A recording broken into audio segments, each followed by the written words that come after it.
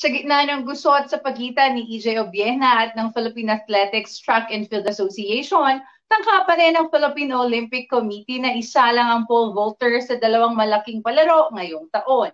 Ang dalawang malaking palaro ngayong taon ay ang Southeast Asian Games o SEA Games sa Mayo at ang Asian Games sa Setyembre.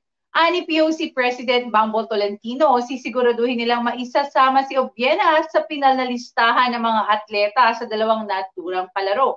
There is a provision in the IOC Charter, specifically Bylaws Rule 27 and 28, and it says that the NOC, the National Olympic Committee, is the sole authority who submits the delegation.